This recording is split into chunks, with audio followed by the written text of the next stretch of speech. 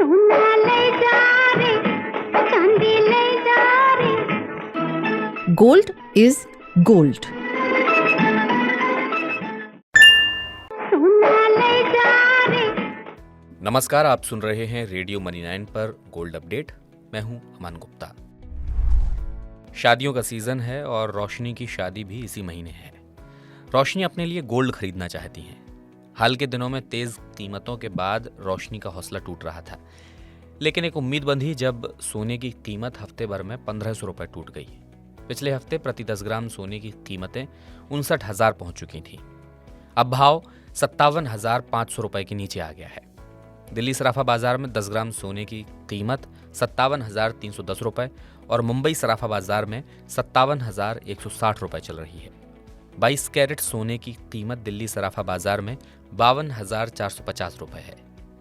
सोने की कीमतों में भले ही मामूली राहत है, लेकिन इसकी प्रभावी दरों में कोई बदलाव नहीं आया। वो दरअसल इसलिए कि बजट में इंपोर्ट ड्यूटी को 12.5% से घटाकर 10% कर दिया गया, लेकिन सेस को 2.5% से बढ़ाकर 5% कर दिया गया और इस तरह से ड्यूटी और सेस मिलाकर यह आंकड़ा 15% के पुराने स्तर पर पहुंच जाता है।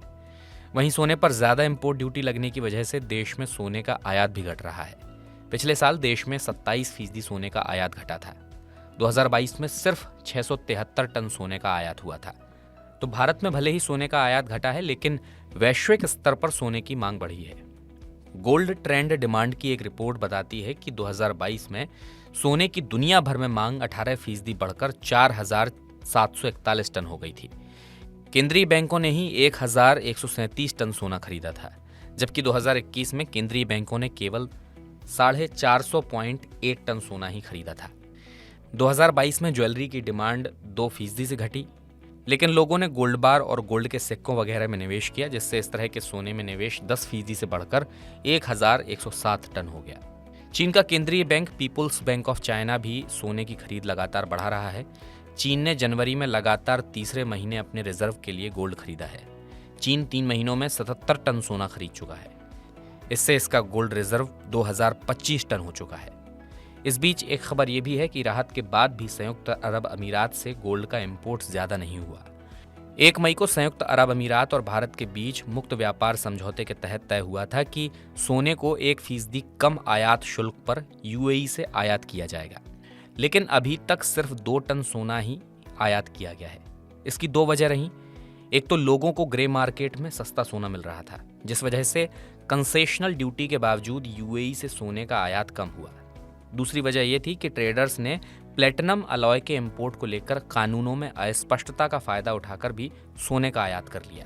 प्लेटिनम अलॉय पर 10.75% की इंपोर्ट ड्यूटी लगती है, जबकि सोने पर 15% की इंपोर्ट ड्यूटी लगती थी। इसलिए ट्रेडर्स 96% सोने वाला प्लेटिनम अलॉय इंपोर्ट करते थे।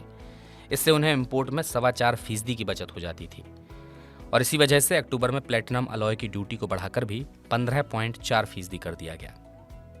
इसी के साथ गोल्ड अपडेट में बस इतना ही। आंचल चौधरी ने इस बुलेटिन को प्रोड्यूस किया है। शनिवार को हमारा मनी कॉमिक जरूर सुनिएगा आप, और रविवार को एक बार की बात है मैं अंशुमान तिवारी आपको सुनाएंगे इतिहास के पन्नों में दबी अदानी जैसी ही एक कहानी, पर उससे कहीं बड़ी। फिलहाल मैं अमन गुप्ता आपसे चाहूंगा इजाजत। अपना ख्याल रखिए, सुनते रहिए रेडियो मनी 9। समझ है तो सहज है। सोना ले जा रे, चांदी ले जा रे। Gold is gold.